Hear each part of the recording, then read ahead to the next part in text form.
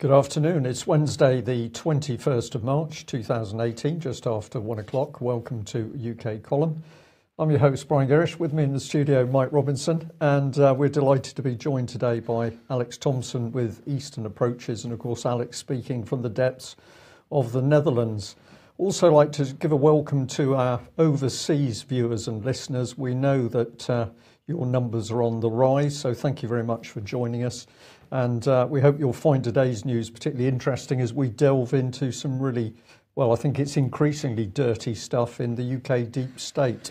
Absolutely. We're going to start off with this website, Bella Caledonia. Now, this is a pro-Scottish independence website. They have an article here called SCL, A Very British Coup, published a day or two ago. Can't criticise it at all, really. Fantastic piece of research.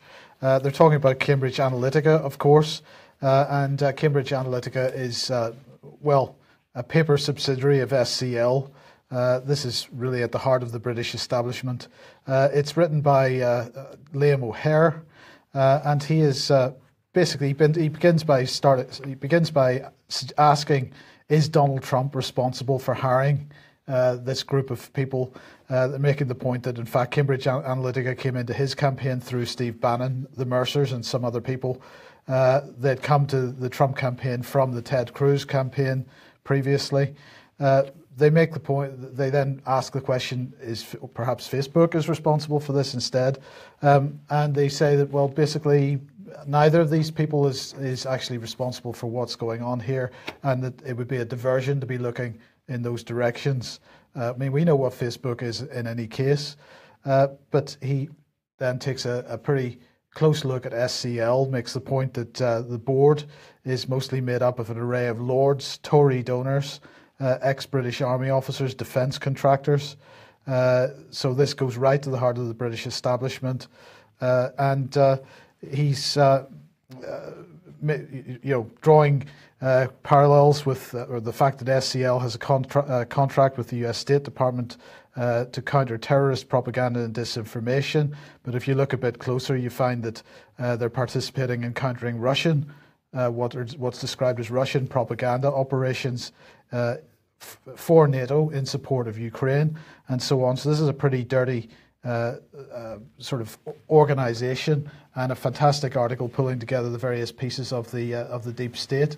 They mention Geoffrey Patty, the Defence Secretary, one of the Defence Secretaries in Margaret Thatcher's government. The British military and royal establishment links to SCL are further highlighted, they say, by another director, Rear Admiral John Tolhurst, a former Assistant Director of Naval Warfare in the Ministry of Defence and aide-de-camp to the Queen. And so it goes on. So I do recommend this article. But Alex, this issue, this situation of Cambridge Analytica, it's being a subsidiary of SCL and various other organisations, and the very close links to the so-called deep state. Really, this is something that we need to get the lid off. Yes, Mike. When mother or parent companies have got acronymic names like SCL, even if it's a shortening of a previous name, then you know you're onto a good hiding because something's being hidden. The effect here has been Cambridge Analytica has been set up as a paper entity, and Alexander Nix, the old Etonian who's taking all the flack at the moment with the whistleblower talking in The Guardian, he's able to step back from his paper role on Cambridge Analytica, yet stay on the board at SCL. Now, one of the entities that's described in this process, as you were telling me just before I came on, was Bell Pottinger. I don't know whether you had further comments on that, but I certainly do, because they're linked in my Skripal article, the background article, which is still on the UK Column News front page. Bell Pottinger, or Lord Tim Bell as he now is, was the founder, was the brains, together with the Saatchis, but more particularly Tim Bell, the brains behind Mrs. Thatcher's, or rather the cabal behind Mrs. Thatcher's election campaigns from 79, 83 and 87, and I think 1992 as well with Major. But Bell Pottinger as a spin group is very interesting to look at because it's championed causes like Chechen separatist terrorism from London, and they may actually now be wound up, as there's a link in my piece describing this, because they've been stirring the racial pot in South Africa. They may actually bear some responsibility for the hideous developments going on in South Africa for political gain. So I'm afraid, again, the analysis coming out of the usual people the usual crowd who know the most about Westminster and hate it. So left-wing American analysts, for example, Irish nationalists, in this case Scottish nationalists.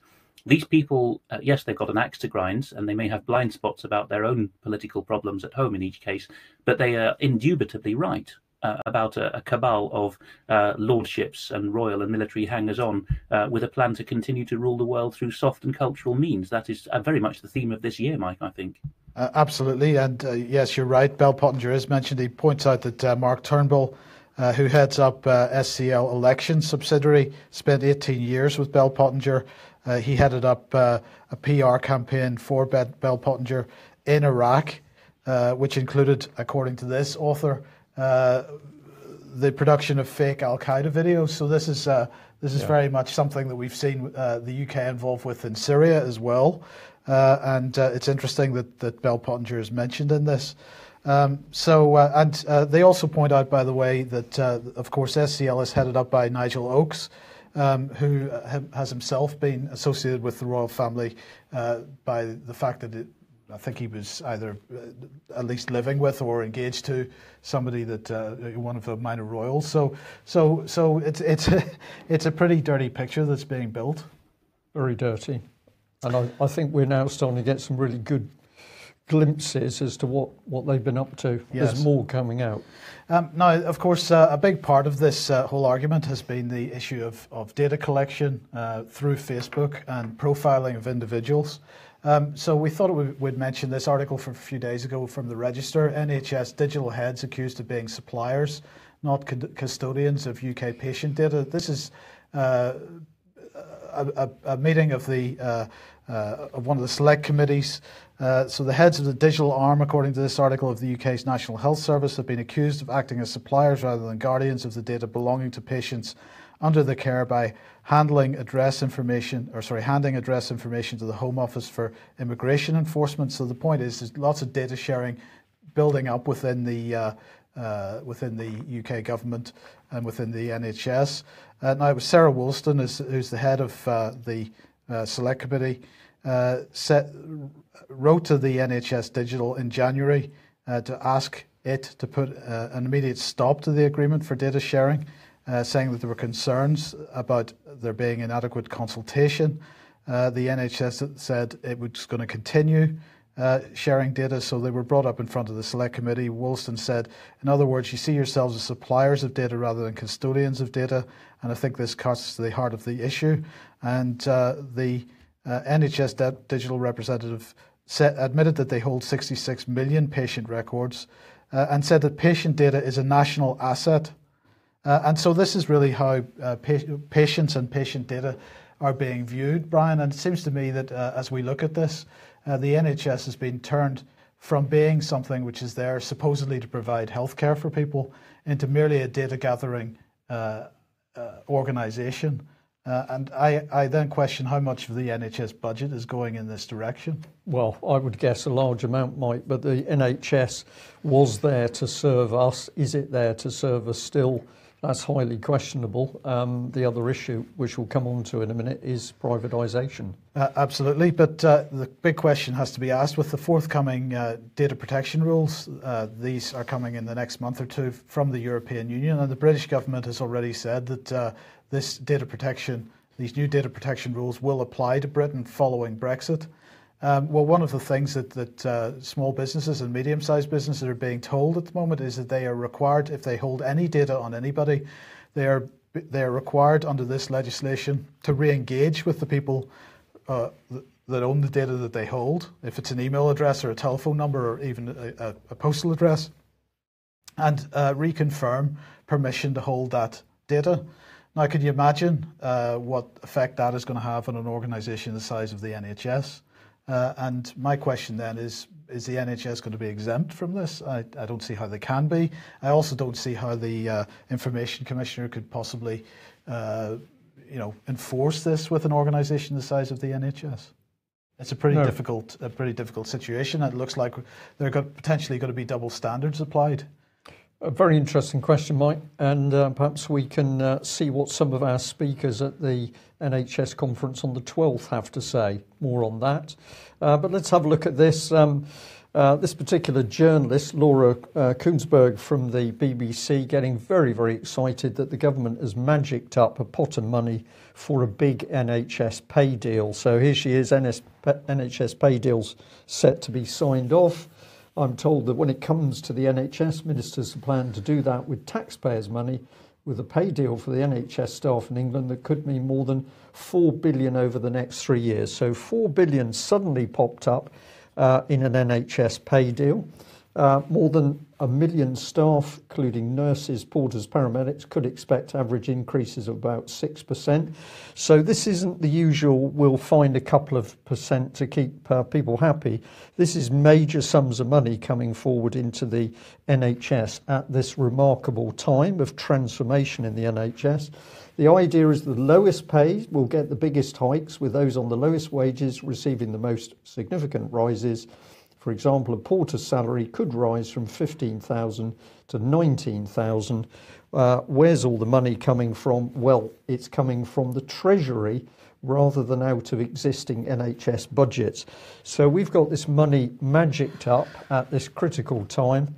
I couldn't resist going to have a look at this lady's website, Twitter page. And there was a tweet here about the urgent question on NHS pay, so I decided to have my sixpenneth worth. I said, as usual, BBC News and BBC Laura either missing the point or part of government propaganda. The NHS pay deal is to keep NHS staff quiet as the last of the privatisation plans are put in place. More money magicked that should be from the Treasury, but public told we're broke. Problem is not money for the NHS, but privatisation. And stand by that one, Mike, because... Well, that is a good point. And what I was going to ask you is, do you think this is about bringing NHS salaries more in line with private sector pay grades? Or could be. I'm going to stick with the fact that they know there's a lot of trouble brewing in the NHS as people see the NHS collapse from the inside. So what have you got to do? You've got to try and bribe your way out of that. So there's no money for anything, education, defence, roads, but all of a sudden, bang, the Treasury's got money, presumably created from nothing. We know that Jersey is a tax haven. It looks like Guernsey is to be a suicide haven. Here we go. The Mirror says Guernsey set to become the first place in the British Isles to have a suicide clinic. The move could pave the way, they say, for those from the UK mainland to travel to Guernsey to receive help to commit suicide. A vote to allow terminally ill people to end their lives on the Channel Island is likely to be taken by politicians in May. It's going to be followed up with an 18-month sort of consultation period when they decide on the actual framework for this. They say that they are going to offer this to people that have only, at minimum 6 months to live, or maximum 6 months to live, and people who are mentally capable of looking after their own affairs. Guernsey's Chief Minister, Gavin St Piers, said this is about giving people choice and a sense that they have some control themselves rather than being frightened out of control in the hands of others. That for me is why it's such an important issue. I've personal experience of my father who died 9 years ago. His death from cardiovascular disease was very distressing. It's not a comfortable death, and it's also not the death that he would have chosen for himself had he had the choice. So, as I say, an 18-month consultation period. And the Mirror goes on to say that, at present, anybody from the UK wanting to go over to Dignitas in Switzerland, for example, is going to be it's going to be costing them about £10,000 to do that. So we're going to create a new form of tourism to Guernsey instead. Yeah, wonderful stuff, or not. And that brings us in nicely to our conference, Dying for Good Health. I'm going to say we are going to need a lot of help from our subscribers and supporters to bring in people to this conference. We've been asked repeatedly whether we would help set up a conference on the NHS. We've done that. Tickets are available through the UK Column website. You can go to this box here. And I'm delighted today just to give you an initial overview of some of the speakers. We've got Dr. Lucy Reynolds. We've got Dr. Yusuf El-Gingahi. Now, he's produced a book, 10 Ways to Destroy the NHS. These are really dynamic speakers. Dr. Bob Gill. We've got another lady, Dr. Sarah Gingoli. We've got Patrick Quanton, that will be known to some of our viewers. We've got Dr. Jacqueline Lang. We've got Dr. Graham Downing, and we've got a Dr. Mark Jones. Photo will come of him shortly. You can look up some of these, you can look up all the names on the internet, and amongst these people, just a wealth of knowledge, but these are the people brave enough to speak out. So please do help support this conference, and we'd also like to ask people to help us advertise it. So can we get this information out into the many groups who are desperately worried about the state of the NHS at the moment? What's next? It's okay. We come straight in here with Alex, I think, on Irish border issues. Okay, so Alex, this is the BBC. Swedish expert offers post-Brexit Irish border solution, and the article says Lars Carlson, a former senior officer at in Swedish Customs, was giving evidence to the Commons Brexit Committee. Mr. Carlson said that for a smart border to work, there would need to be a comprehensive trusted trader scheme which covered small businesses. For companies which are not part of a trusted trader scheme, Mr. Carlson suggested their goods could be inspected at facilities away from the border. He also suggested there would also have to be mobile cross-border controls to tackle smuggling. He used the example of Sweden and Norway, where there are cross-border intervention zones. He said it was also a political issue to decide on the level of risk management required at each border. And he said it doesn't have to be gates, it doesn't have to be number plate readers, it doesn't have to be CCTV readers. It's up to both sides to decide on the security level. So Alex, we should remember, of course, that the UK and Ireland had an agreement before we ever joined, a free trade agreement before we ever joined the EU. And you've labelled this much ado about nothing. It seems to me that there should be no problem about going back to some bilateral free trade agreement between Britain and Ireland without upsetting the rest of the European Union too much. Absolutely, Mike. The key word in what Lars Carlson said there was political. It's a political decision. It shouldn't be allowed to be presented, as it is in the mainstream media, as a technocratic or customs issue, because there's always pitfalls in comparing situations directly between one country and another, particularly when you're talking about Northern Ireland, which has got very particular situations. But that said, there is a very close parallel with Sweden and Norway. Those countries have a common travel area, just like Britain and Ireland do. They have the usual overlapping culture and families straddling the border, and a very shared history, as has happened both sides of the Irish border. And yet one country is in NATO and not in the EU. The other is in the EU and not in NATO. That both are very strict about the neutralities of not being in either of those clubs. They have problems with mismatched tariffs on dairy products and fuel. Yet they managed to keep their long border open through all those winding lanes, through what Mr. Carlson calls smart. And I think this is the non-cynical use of the word smart, simply meaning intelligent use of patrolling. Using intelligence and deciding how much political control and customs control is acceptable. Perfectly doable in the modern world. But of course, the backstop, as it's being called, the fallback option the EU is preserving of going to a hard border, is simply a cudgel to beat Britain with over its sensitivities in Northern Ireland. I mean, if we look at the agreement that was published yesterday, the transition agreement, there's a suggestion in that that we're going to maintain some kind of sort of mini customs union and mini single market arrangement within the island of Ireland, I mean, surely that is an untenable situation, because we'll find goods being shipped through Northern Ireland into the EU to avoid whatever there is across the English Channel. Yes, and it means a de facto return to the original policy that Mrs May blabbed about just after the Brexit referendum result was in summer 2016, when she flew the kite. She floated the idea in Belfast and said, do you want a customs border in the Irish Sea?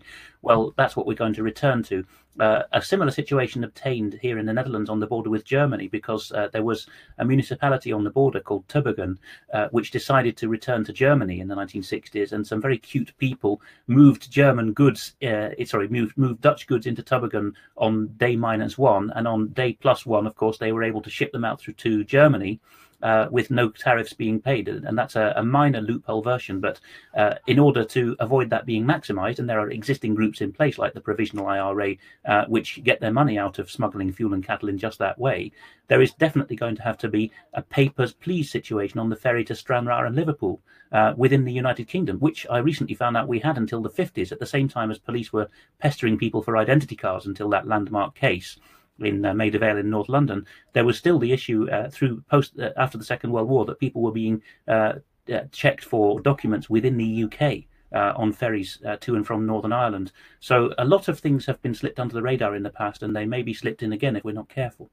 Well, I mean, that's an interesting point, because the DUP has absolutely said under no circumstances can there be a separate constitutional arrangement between Northern Ireland and the rest of the UK, and therefore we cannot have a hard border in the Irish Sea.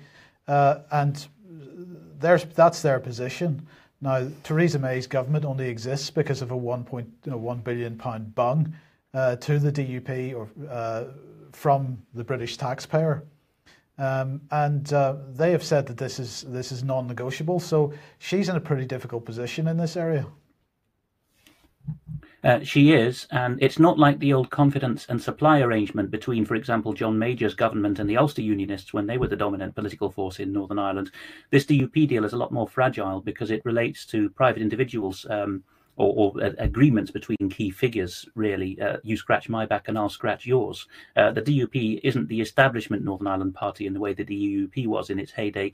And there are whiffs of corruption and narrow-mindedness around it, I'm afraid to say. The DUP government, when Stormont was still functioning, almost got brought down by this scandal over the spending on pensioners' heating arrangements. So it's a very delicate arrangement, and we've got DUP figures keeping up their end of the deal by crowing for Russian blood on the 12th of March in the debate over the Skripal issue, which we'll come to later. Very atypical of them to do such things. So it's quite a metastable situation, we could say. Yes, okay. Well, let's sticking with Brexit here. That you've captioned this: Dutch do their usual job of explaining Britain, and this is from a website called ECDPM. I'm not aware of them. What is this website? They are at the European Centre for Development Policy Management, and in typical Dutch style, they call themselves a denk and do tank, a think and do tank, because it's not enough for Dutch think tanks to be thinkers. They have to be doers as well and advertise the facts. But in their usual way, they've blown the gaff because the Dutch like transparency and they don't know about British secrecy. So they're majority funded by the Dutch government, and they're talking about having seen a non-paper. We've talked about non-papers recently. Viewers may recall that that's diplomatic speak for we have no remit, but we're going to tell you to do this anyway off the books. And this non-paper has been circulated by DFID, the Department for International Development, whose name does not appear, but the Dutch say the pen holder is clearly DFID in coordination with the FCO. Note the sequence there. It's DFID pulling wagging the tail of the FCO. Well, what are they saying? The Dutch are probably not aware that they were not supposed to talk about this, but they're talking about DFID wanting its Global Britain policy, the big theme of this year in international development. And the Dutch say that with Brexit coming closer, the UK clearly intends to make a case for opt-in in domains where EU-UK international collaboration may be mutually beneficial. This includes the field of, this is Mogherini's kettle of fish here, European external relations. More indication that the British deep state, the cluster of people around SCL and all those bodies, the Bell Pottinger lobbying bandwagon, more indications that they actually very much want to be in and steering the European defence and security policy, which is why we didn't opt out when we could have done like the Danes. So well done, Dutch. I think you've delivered us a good service there by telling us what our own state is up to. Yes, absolutely. Okay, excellent. Well, just the time to bring in Putin. And we've, what did you mention there? Non-policy. I think we've got a non-article here. This is the Business Insider. And what have they got to say? Can we pop that one on? Sorry. Okay. This is it. Some of Putin's most powerful enemies just had a day-long meeting. Here's what they need you to know. So it sounds exciting, but actually there is no substance in this article. Let's have a look at what it says. It's clear to people who've watched his rise that Russian President Vladimir Putin has decided the West is his enemy. Now it's time for us to understand him as well as he thinks he understands us. On Friday, under heavy security, some of Putin's most vocal critics gathered to explain what people in the West need to know. Putin's main weapon is propaganda. He knows how to make people into zombies. I thought that was the job of the BBC, Mike. Well, certainly that's a job they've been doing very well. Yes, indeed. Maybe BBC is run by Putin. And it goes on here to say the security at the New World Stages Theatre in Midtown Manhattan on Friday was quite heavy, but you'd expect that for a gathering of enemies of one of the world's most dangerous men, Putin, sponsored by the Human Rights Foundation. Now, I was curious about that because I thought this sounds a little bit George Soros in nature, but I went and had a look at it. Here we are, Human Rights Foundation. And it's remarkable because I can't really find anything on this at all, apart from a picture of the founder. Here he is. So this is Zoltan Konda. And the picture comes up with this caption, which basically just says, where are we? Human Rights Foundation funded on the 24th of October 2014 on United Nations Day by Zoltan Konda, who is a human rights defender working on the promotion and protection of all human rights and fundamental freedoms. So here's this rather nice young man who pops up. You can't seem to find anything about him. You can't seem to find who's funding him, but don't worry because he's looking out for your welfare and human rights, Mike. Okay, fantastic. So I'll leave our viewers and maybe those who like to do a bit of research to understand who this young man is and why clearly his organisation hates President Putin.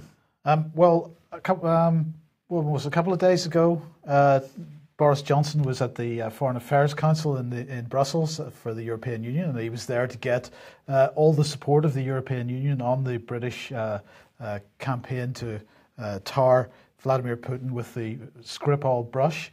Of course, they produced a joint statement, thank you, and they produced some sanctions, 4 more people to be added to the sanctions list. But unfortunately, Jean-Claude Juncker doesn't seem to quite agree with that. He has sent his congratulations to Vladimir Putin on his re-election. He said, "I've always argued that positive relations between the EU and Russia are crucial to the security of our continent. Our objective should be to establish a cooperative pan-European security order." So that's Juncker's position. There's the letter that he sent. Well, yesterday then there was a further meeting of the National Security Council. Theresa May heading that up, and Britain has not extended any of not escalated their sanctions against Russia following Russia's reprisals for the original 23 Russians that were being sent home from the UK. So if you remember, the Russians sending home 23 British from Moscow, but they're also closing the British Council. So Theresa May told the meeting that further measures were under active consideration, that she was ready to deploy them at any time, although they're not defined as to what they might be. So there was speculation that the National Security Council would agree new measures, but that doesn't seem to have taken place.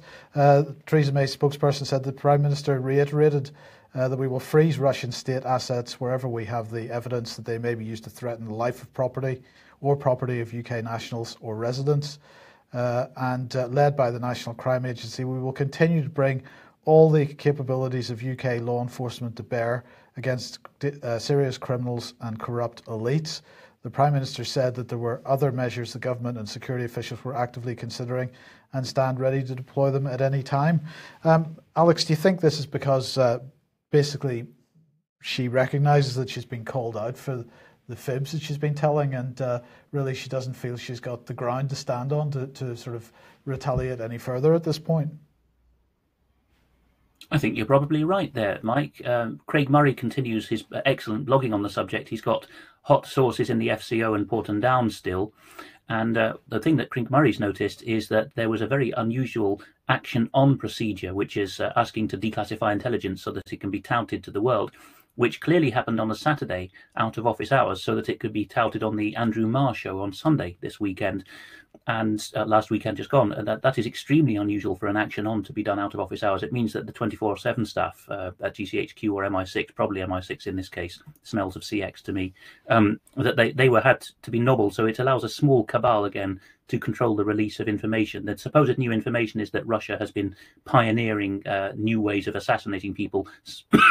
Sorry, sometime in the last decade. It doesn't say for a decade, it's another sleight of hand. So Theresa May probably knows she's been caught out. I have three quick awards to give to people who spoke on the 12th of March when Mrs. May gave her statement to the House of Commons when she was still saying the Russians did it with no further nuancing. I think the most shameful contribution is Chris Bryant, the supposed constitutional expert and common purpose man caught with his pants down literally. Chris Bryant in the debate said that President Putin has resorted to violence so often, including in the Beslan massacre and the Moscow theatre siege. So those Chechens who were torturing and killing children, apparently that was President Putin's fault because he sent security forces in. That's the most disgusting contribution. Then we have Johnny Mercer, the famous Plymouth MP and former serviceman, who says that Jeremy Corbyn asking whether the Russians had been contacted was, quote, the most shameful moment in the House of Commons in my time to date. And then the stupidest contribution, I think, or the most soundbitey, is Dr. Rupa Hook, sister of Connie Hook of Blue Peter fame, no less, who came out with this wonderful cliche. Can we make sure that the from Russia with cash situation does not turn into from Russia with blood? As you said at the weekend on the Sunday Wire, Mike, this was the intellectual calibre of our MPs at the moment. It's a joke to them. Well, absolutely. And of course, the Litvinenko affair continues to rumble on. And in order to try to support their case, the British government keeps mentioning this name. Well, Litvinenko's father has been speaking to Sputnik, and he has once again suggested that, in fact, the Litvinenko murder was nothing whatsoever to do with Putin. The article says, can you imagine the father of the late ex-Russian spy Alexander Litvinenko hugging Andrei Lugovoy, whom the British have accused of poisoning his son. This actually happened in front of the eyes of millions of Russian television viewers, a new twist in the story. During the primetime programme Let People Talk on Channel 1, the major Russian federal television channel, Walter Litvinenko, father of Alexander, who was fatally poisoned in London 12 years ago, came up to Andrei Lugovoy, embraced him, and went on in detail how he watched his son die. And he laid the blame once again at the feet of Boris Berezovsky and also a couple of other British intelligence linked people. Now, this isn't the first time that he has made this statement.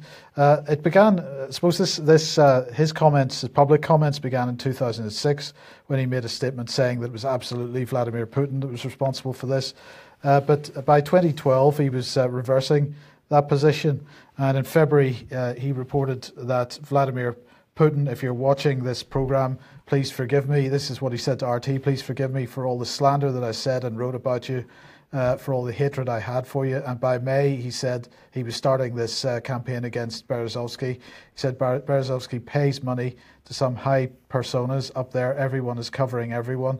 My boy Sasha was just a card in the hands of England. I want to return to Russia and seek justice for my son's death. So he was living in Italy at the time when he was making these statements.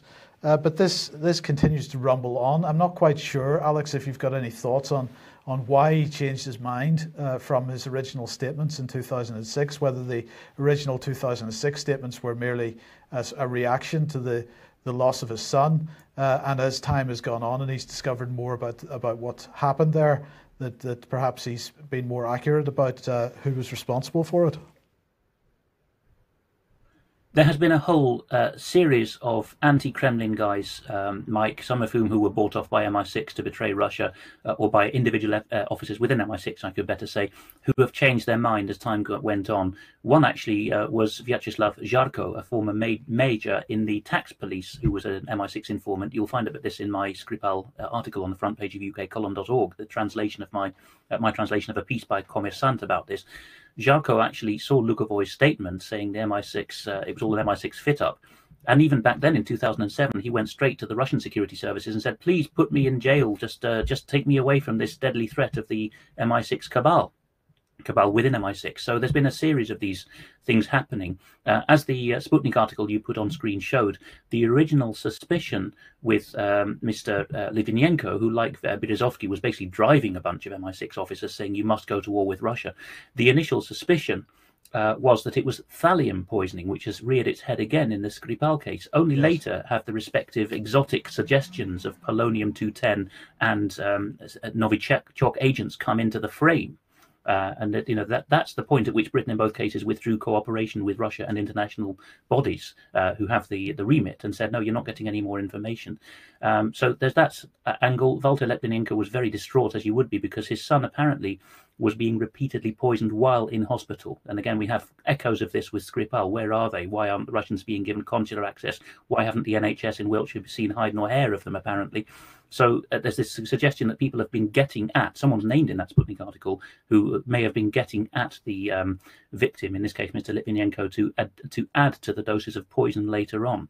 So I think all these things play into it. But the key factor is if you go running to Putin and the FSB, even when you're out of the country, like Mr. Litvinenko Sr. was, then that indicates that you trust them more than you trust the Brits to save your skin, which should tell us a thing or two about who the nasty people are in this.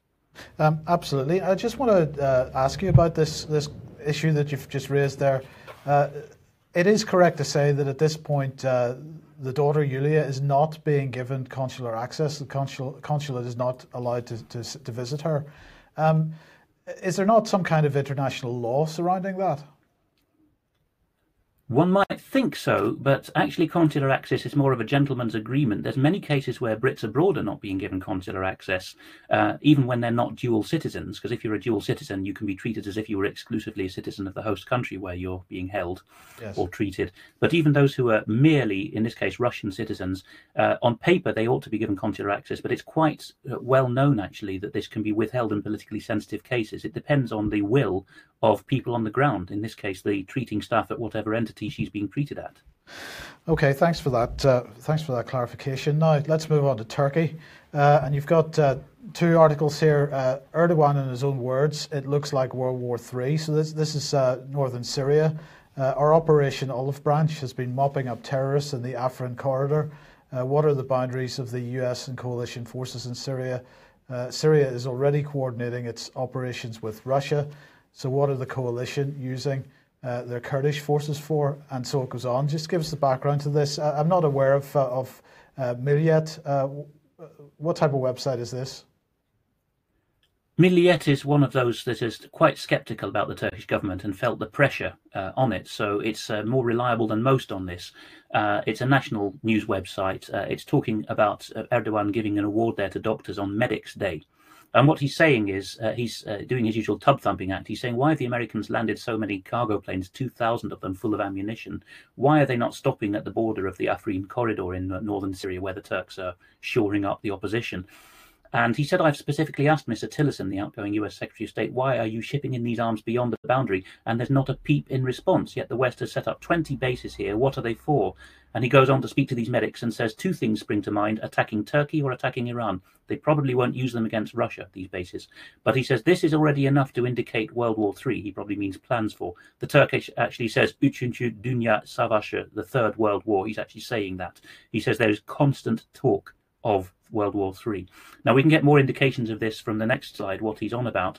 He seems to have taken his refuge in extreme Islamism, but no longer of a Western-backed variety, more of a pan-Turkic type, and also swinging behind what you would call the axis of resistance of Hezbollah, Iran and Russia now, the Astana partners, because there's a lot of text there, people can freeze it, but the essence of it is, like the Russians had their Chechen problem, the Chinese have their East Turkestan or Uyghur problem in the far west of China, an increasingly radicalized bunch of people who've been stirred up by the CIA and MI6 in the past. There's a lot known about that now. These Uyghurs are some of the nastiest fighters in Syria, together with the Chechens. And here you have a couple of examples of stooge organizations of Uyghurs in exile in Istanbul being told, telling the Turkish government, either Erdogan's party people or people very close to his party, we are ready to fight to the death for Greater Turkey. And there's even suggestion that Uyghurs have been given a kind of factory, a visa mill in Istanbul that's going to turn them all into Turks overnight so that they can't be extradited to China. So again, indications that it's probably insincere, because Erdogan is the real kleptocrat and autocrat that Putin's often accused of being. The real one's Erdogan, of course. He really steals stuff from neighbouring countries. But it looks like he's trying to save his skin now by swinging behind an Islamist agenda, but also pretending that he's on board with Russia's agenda as well. At least he's certainly fallen out definitively with the Anglo-Americans, which is very significant for the region. So it's all pretty ironic, bearing in mind that that much of the sort of terrorist factions that have gone into Syria through Turkey. Yes, Erdogan's one of these characters. There was many of them in Central America in the past who know all the dirty secrets. They have the black book. General Manuel Noriega is a close parallel, a very wicked man who thought that he was, or that the Americans had a devil's bargain with him to keep the US flooded with drugs to go on to black ops projects. But he began to talk in the end. And this is why he had to be dealt with in 1989. And the same thing seems to be gearing up now for Turkey, which has long been one of the British and American deep state's key stooges for the whole world, really, and mind control projects. The Turks, again, have gone off agenda, which may be why the coup using the Gulen organization was planned last year. Gulen, of course, is the literal next-door neighbor to his Uyghur equivalent, the man whom the CIA was prepping to be the new ruler of the Turks of China. So there's plenty of evidence, I think, stacking up that that's what's going on. Erdogan is saving his skin by defecting. Yes. Okay, quick advertisement. AV9 taking place 4th to the 7th of May in the Horwood House Hotel. Alex, you're speaking. Brian, you're speaking. Details at alternativeview.co.uk. Get along to that. There's still rooms and tickets available if you possibly can. Okay, and well, let's come into the subject of Brexit. And of course, it's Brexit without the exit. What better place to go than the BBC? Fascinating little article here, Mike. Brexit MPs warn of multiple obstacles to EU security deal. So we're coming out, but don't forget there's going to be a security deal. This is part of it. A longer transition period after Brexit may be needed to guarantee continued security cooperation. And this is to be extended beyond December 2020. And I love this bit. In a new report, the cross-party committee welcomed efforts to replicate current ties on Europol, the European arrest warrant and data sharing, but warned of complex legal and technical barriers in the way. I think that latter part is that the public might actually wake up to the fact nothing's changing. Yes. So it says to replicate current ties. I think that means to have similar arrangements. It means to have identical arrangements, Brian. It's brilliant, isn't it? And why should people be bothered about this particular aspect? Well, of course, the moment you're looking at the police in Europe, you're actually looking largely at military structures, but we've got the European arrest warrant there. And of course, we're already highlighting how data is being misused to track and control people. We got this one, Brexit, ministers suffer nuclear defeat in the Lords. And what's going on here? Well, basically, they're saying that peers voted by 265 to 194 to insist the UK should not withdraw from the European nuclear agreement, Euratom, until a replacement deal is in place. So here we've got another classic example. We're coming out. But we're not going to come out until we've got a deal which is the same as the deal we've got while we're in. Yes. So it's Brexit without the exit. And it says that Euratom, an association which is legally separate from the EU, but governed by the EU's institutions. That's a fascinating situation. It's independent, but it's governed, or legally separate, but it's governed by the EU's institution. And it covers issues such as the transport of radioactive materials, including, sorry, I've lost that including second those part. used in medical treatments or Yes. nuclear power stations. Yes, nuclear power stations. So let's take a look at Euratom and what it's up to. I chose this from Horizon 2020, which is one of their partners effectively, but it said very clearly Euratom is a complementary research program for nuclear research and training. We can't come out of this because it's so important, Mike. I wonder why. Well, they go on to say this. Euratom aims to pursue nuclear research and training activities an emphasis on continually improving nuclear safety, security, radiation protection. It's all good. It's all looking after people. And then we get down into this little section, and of course we see that what it starts to talk about is nuclear safety and waste management. And I think what they're talking about here, of course, is nuclear weapons. This is the area that David Ellis has been warning about. At the moment we're looking at the nuclear reactors and the waste products. We're actually looking at the weaponization of this material. Alex, I'll just say it's blindingly obvious that the deep state powers in UK have no intention of letting us come out of the European, the tentacles of the European Union, and defence and security, they daren't let us go. Yes, as the tweet from Juncker, who represents German old money, from the Luxembourg outpost of Germany, that makes clear the German old money people are quite prepared to flip and go pro-Russian and Chinese. So the EU as a structure, which looks like the Continentals trying to pull Britain in a particular direction, that really is, as it's becoming increasingly obvious, is the British deep state and the American deep state.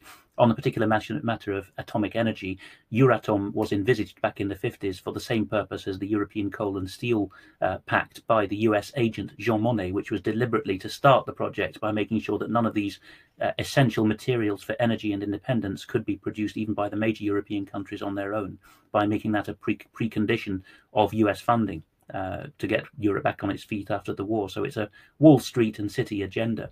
We probably won't get through many more slides, so I will say at this point, as you mentioned, the deep state, that if people go to something else on the front page of ukcolumn.org, which is the Hofstra case, the dark heart of the deep state, our podcast, they will see there the address, the last known address for Barbara Hofstra, the mother. There's a particular request from Peter Hofstra that you can send a postcard to Haxby Hall, the address on that page, where she was last known to be, because, of course, he doesn't know what's happened to her. It's all part of the same web, whether we're talking children, theft, or atomic energy in this case, all something that was conceived many decades ago in London. Okay, thank you for that. Just very, very quickly on a couple here. Politico here saying that Britain is pulling out of the EU Defence Force. Now, this is interesting language. If you read the article, all that's happening is we're said that we're not going to lead the 1,500 strong EU battle group in 2019 because of ongoing uncertainty over Britain's withdrawal. So this is the sop to the wider public. Here are the inference is we are pulling out. But if we get into the more detailed stuff, this was a warning put out by veterans from Britain. Former Lieutenant General Jonathan Riley speaking. He says the defence component of the exit agreement shows that the Cabinet Office does not intend to regain the defence autonomy it gave away on paper in 2017. As a result of a below-radar deal reached 15 months ago, the UK will now be transitioning via a third country arrangement that provides a U-bend route for the UK to come back fully under EU authority in the future. Political commentators in academia and the media are largely yet to grasp the small print of what is really going on. By that time, it will, of course, be too late. So this is one of the retired military seeing things for what it really is. And before I just leave you with the last comment, sorry, Alex, I just wanted to jump through here, Mike, if I can, a slide, sorry. Yeah. Trying to talk and manipulate these at the same time. This is the one I just wanted to bring on screen. We were sent this image. I find it fascinating. It purports to be top Angela Merkel, Theresa May and Dalia Grybauskaitė, if I pronounce that correctly, the president of Lithuania. And the key point here is that if the image is true, at the time it was taken, East Germany was a communist country. Well, I'm afraid the image is not true. It's not true. This is absolute fake news. This image has been doing the rounds. So where has this come from? That is what I would like to know. Right. So what are we saying? That this is a photoshopped image? No, we're saying that... Let's bring the other one up on screen. We're saying that the girl on the left-hand side of that image is Angela Merkel. Right. But the girl in the centre is not Theresa May, as is alleged. And in fact, if you look at the only image that we know of that exists of Theresa May from around that, when she would have been around that age, right, the two children look nothing like each other. So this is quite clearly faked. It's not faked in the sense that it's not a fake image, but the suggestion that the girl in the centre is Theresa May is a fake suggestion. Right, how interesting. Well, Alex, I'll let you round off on that. We know that the warning by the defence, the senior defence people, is certainly on the button. Has there been collusion between the British government and Germany in the past? I wonder. There may have been, but it appears that this image is fake. There was collusion in the past. The Stasi, the East German regime that Merkel was brought up in, had particular links to Sweden, and from there, with British planners as usual, it was brought back into the West. What does unite these three young ladies when they were young is that there have been strong suggestions they were all sexually interfered with, and that they may be in some sense, victims themselves of a child abusing deep state, which straddled communism and Western Europe at the time there. So even if it's fake, there has been a particular agenda in putting it together by those who are laughing behind their hats because they know more than they're letting on about how these women maybe were engineered into place, but with a hold over them, which is that all three, I think, suffered sexually. And of course, their main priority in office, even Dalia Grybauskaite, the supposed neocon leader of Lithuania, around her time in 2008, there was a massive state-sponsored paedophilia scandal in Lithuania as well, very similar to things we're seeing in Britain and Germany. So there is something deep going on there. Yeah. Okay, thank you very much for that analysis. Well, we'll have to end there. Alex, thank you very much for joining us. Thank you to our viewers and listeners. And we'll end by saying, if you're not already a subscriber for UK Column, please consider subscribing and or making a donation. We can only continue to report this news and improve what we do with your financial help. Thanks for joining us. Bye-bye. Bye-bye.